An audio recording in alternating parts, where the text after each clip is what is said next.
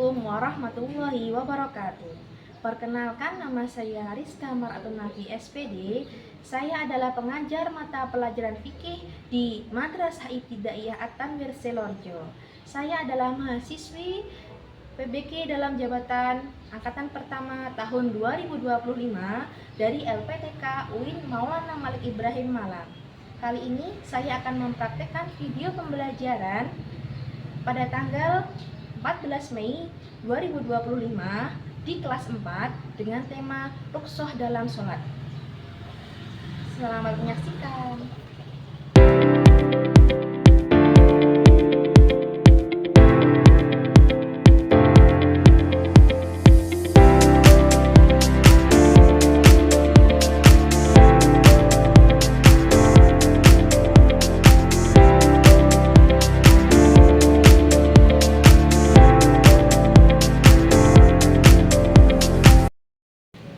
Assalamualaikum warahmatullahi wabarakatuh. Waalaikumsalam warahmatullahi wabarakatuh. Sebelum memulai pelajaran hari ini, mari kita berdoa bersama-sama terlebih dahulu. Persiapan berdoa. Berdoa dimulai. A'udzubillahi minasyaitonir rajim. Bismillahirrahmanirrahim. Alhamdulillahi rabbil alamin. Ar-Rahmanir-Rahim. Maliki yaumiddin. Iyyaka na'budu wa iyyaka nasta'in. Ihdinas siratal mustaqim. Siratal ladzina an'amta 'alaihim ghairil maghdubi 'alaihim waladdallin. Amin. Bismillahirrahmanirrahim.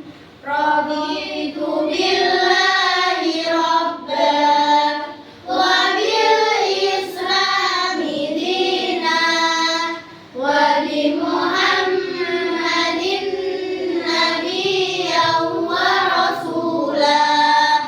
Rabbi zidni ilma warzuqni fahma waj'alni minas sholihin. Amin ya rabbal alamin.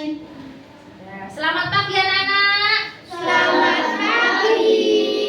Bagaimana kabarnya hari ini? Alhamdulillah, luar biasa, tetap semangat. Yes.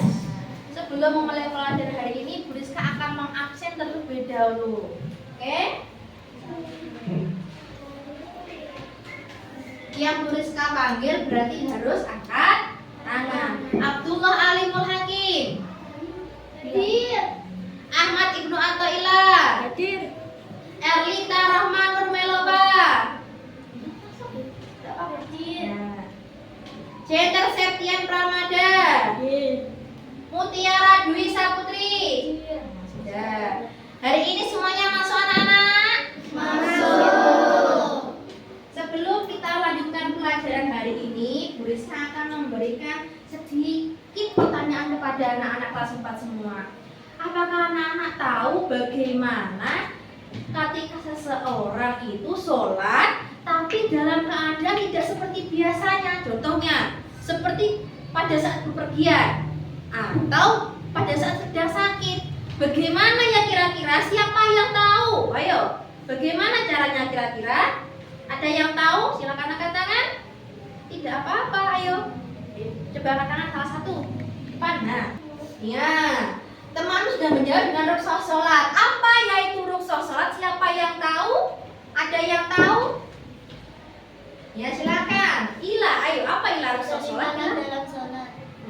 Ada lagi, kalau Contohnya kamu sedang sakit di rumah, bagaimana cara sholatnya ya? Apakah tetap sholat apa tidak? Tetap. Karena hukumnya sholat fardu itu apa anak-anak? Wajib. Nah, di pertemuan kali ini kita akan membahas tentang rukhsah sholat.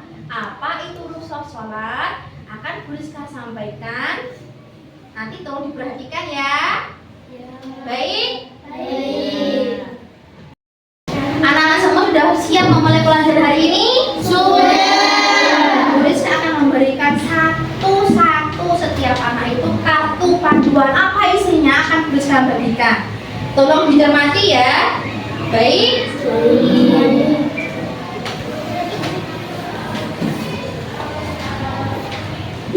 Tolong dicermati. Apa ini yang Bu Rizka bagikan yang kira-kira coba dipahami. Ayo.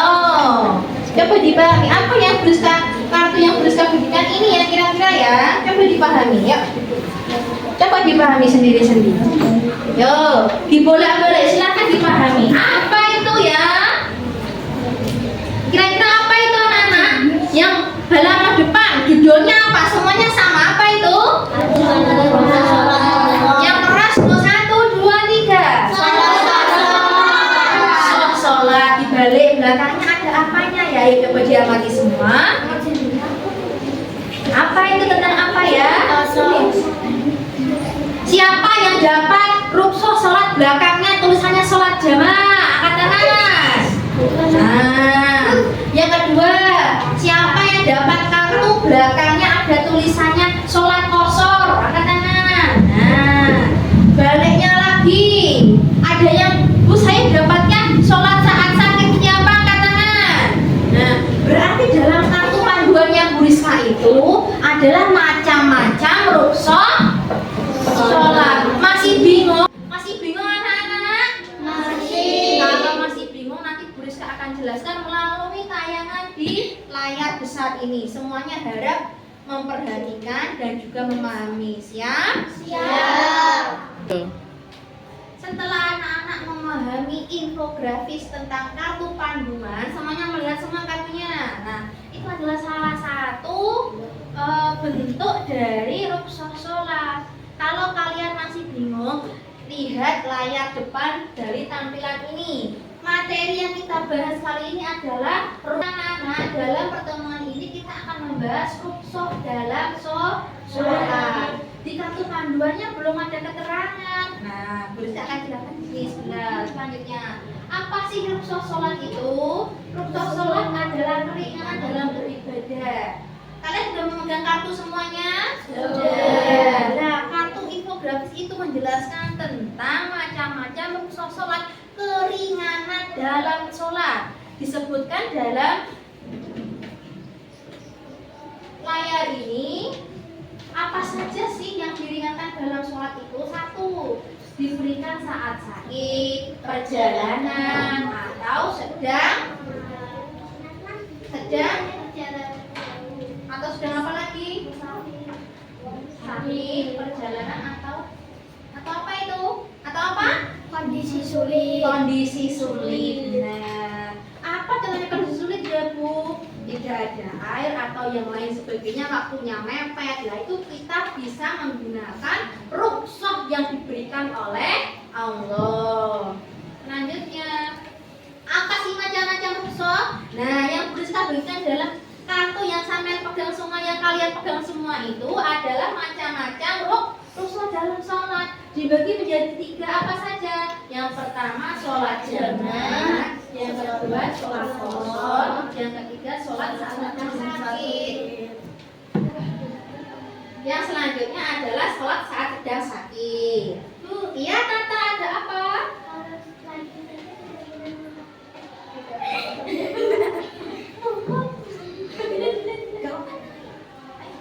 Kalau sedang sakit tidak boleh terkena air, boleh sholat apa tidak? Nah, teman bertanya, kalau sakit tidak boleh terkena air, boleh sholat apa tidak? Bagaimana hukumnya kira-kira ya? Kita lihat selanjutnya. Loh, nanti akan Bu Rizka jelaskan bagaimana sih kalau sholat tidak boleh terkena air, apa tetap wajib sholat atau tidak? jawabannya akan kita bahas di slide selanjutnya.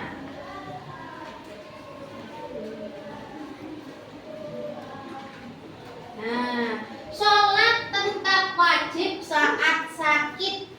Dengarkan, berarti hukumnya tetap apa? Wajib. Wajib. Caranya gimana? Bukan tidak boleh terkena air. Tadi teman bertanya. Bisa dilakukan sambil duduk, berbaring, atau tidur. Jadi keringanannya saat sholat duduk jika tak mampu berdiri. Jadi kalau tidak mampu berdiri saat sholat, boleh duduk sholatnya tetap sah, tetap sah, tidak apa-apa. Lanjut.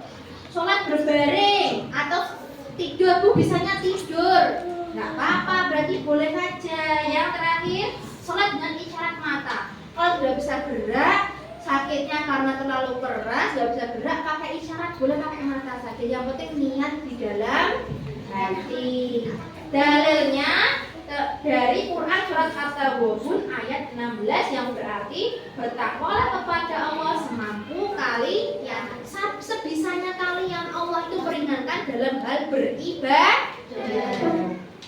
Lanjutnya, sholat qashar, yaitu meringkas sholat 4 rakaat menjadi 2 rakaat. Bu Rizka mau tanya sholat dan jumlahnya 4 rakaat, sholat apa saja ya? Zuhur, asar, dan isya. 3, zuhur, asyar, dan isya. Sholat ini boleh diringkas menjadi 2. Syaratnya apa? Ada syaratnya, anak-anak. Harus 1, perjalanan minimal 80 km.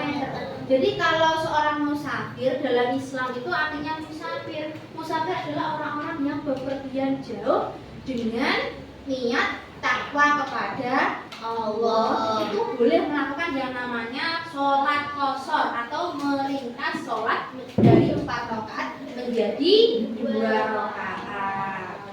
Yang selanjutnya syaratnya tidak menetap lebih dari 4 hari. Bepergiannya cuma sehari 2 hari kok boleh. Kalau lebih dari 4 hari, jadi tidak ada yang namanya qashar.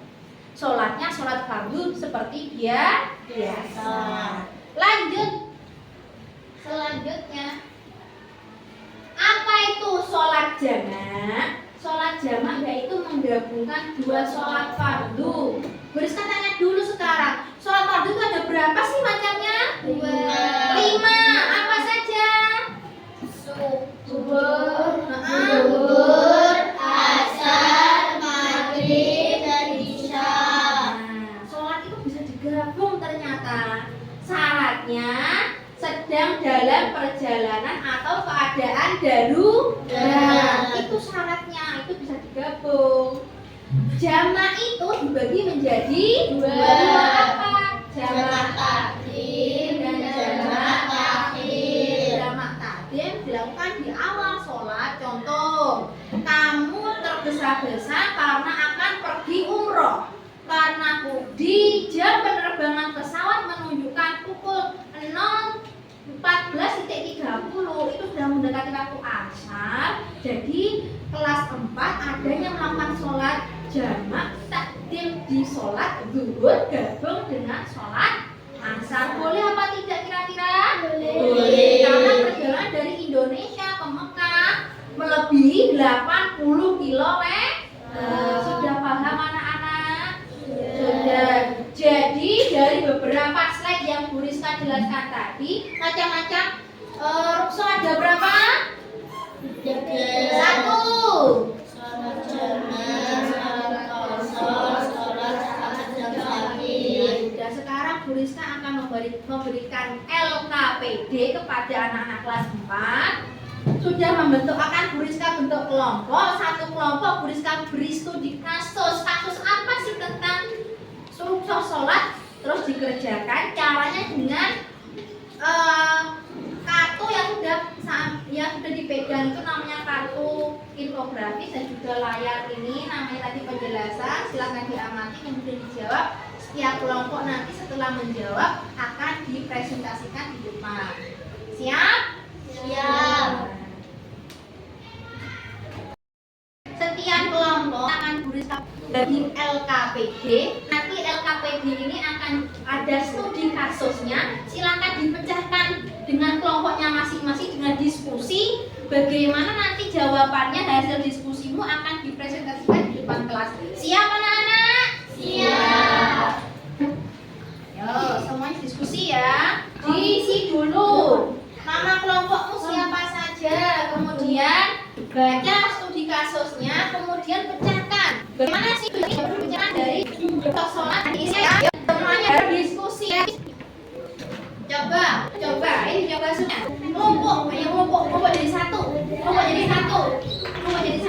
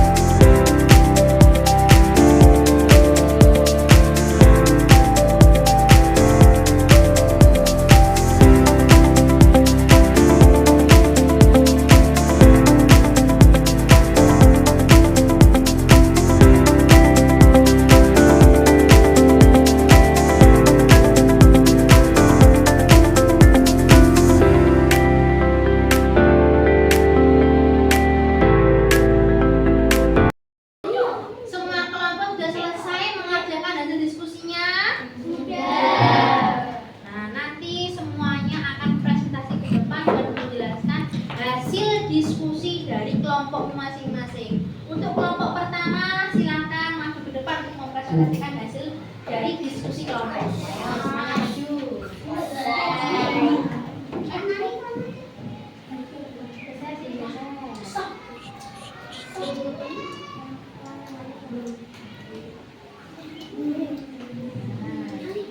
Silakan hasil diskusimu disampaikan kepada teman-teman yang lain. Ayo. Diskusi dari kelompok kami tentang apa yang bisa dilakukan Andi dan keluarganya agar tetap melaksanakan sholat tepat waktu, sholat di dalam kendaraan. Bagaimana Andi bisa tetap melaksanakan sholat meskipun sedang sakit dengan cara duduk. Nah, itu adalah hasil dari diskusi kelompok 1 tentang studi kasus keluargaan Andi. Ayo coba setiap kelompok boleh menanyakan satu pertanyaan kepada kelompok yang sedang presentasi di depan. Angkat tangan kelompoknya siapa dulu? Kelompok 2 silakan bertanya. Dengan cara apa Andi dan keluarganya agar tetap melaksanakan sholat tepat waktu? Jawaban teman ini sholat di dalam kendaraan. Sebenarnya sholat itu kalau di dalam kendaraan boleh apa tidak sih? Boleh. Caranya bagaimana? Dengan cara duduk. Berarti boleh di dalam kendaraan boleh. Kalau menemui masjid ya harus berhenti sholat di masjid. Ayo kelompok selanjutnya, kelompok 3, silakan bertanya. Kelompok 3 silakan mengajukan pertanyaan kepada kelompok 1. Bagaimana cara adik Andi bisa tetap melaksanakan salat meskipun sedang sakit? Ayo silakan dijawab. Dengan cara duduk. Dengan cara duduk. Tadi pas waktu menjelaskan tuliskan dalam PPT tayangan layar, selain dengan cara duduk, dengan cara apa lah kalau sedang sakit? Berbaring. Jadi boleh nggak adik Andi sholat dengan cara berbaring di kendaraan? Nah, ini adalah hasil dari diskusi kelompok 1. Silakan kembali kelompok 1. Yuk. Sudah semua kelompok sudah mempresentasikan hasil diskusinya di depan kelas. Jadi kesimpulan dari materi rukshoh hari ini, ada berapakah macam-macam rukshoh dalam sholat? Ada 3. 1. Sholat jamaah, Sholat kosong, tiga. sholat saat sedang sakit. Jadi Andi dan keluarganya tadi bisa melakukan sholat apa saja?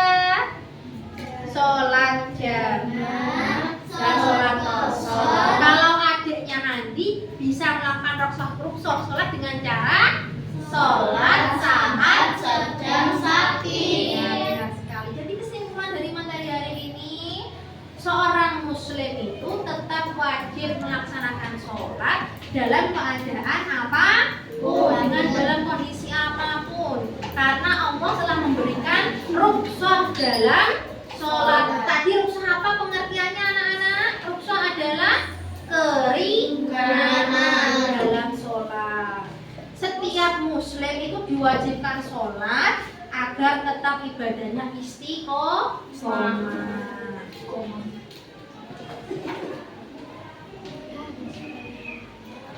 Dari beberapa materi yang sudah Bu Rizka jelaskan hari ini, apa yang ada yang ditanyakan lagi seputar bab rukshoh tentang sholat? Ada yang masih kebingungan?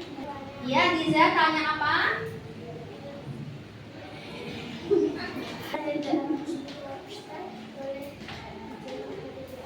Temanmu ada yang bertanya, kira-kira kalau dalam perjalanan tidak masih kurang 80 km boleh dijamak nggak sholatnya ya kira-kira? Tidak boleh anak-anak. Harus ketentuannya dalam syariat Islam 80 km baru boleh melakukan sholat jamaah dan juga sholat kosong. Bisa dipahami semua? Bisa. Alhamdulillah. Di penghujung pertemuan kita hari ini, semoga dengan materi rukshoh dalam sholat menjalankan sholat dalam kondisi apapun, karena sudah memahami caranya bagaimana, apa yang harus dilakukan. Jadi tetap harus melaksanakan sholat fardu dengan baik dan benar. Untuk menutup pertemuan kita hari ini, kita baca hamdalah bersama-sama. Alhamdulillahirabbil alamin. Siapa berdoa? Berdoa dimulai. Bismillahirrahmanirrahim. Subhanakallahumma wa bihamdika asyhadu an la ilaha illa anta astaghfiruka wa atubu ilaik. Rizka akhiri, wassalamualaikum warahmatullahi wabarakatuh. Waalaikumsalam warahmatullahi wabarakatuh. Terima kasih. Terima kasih.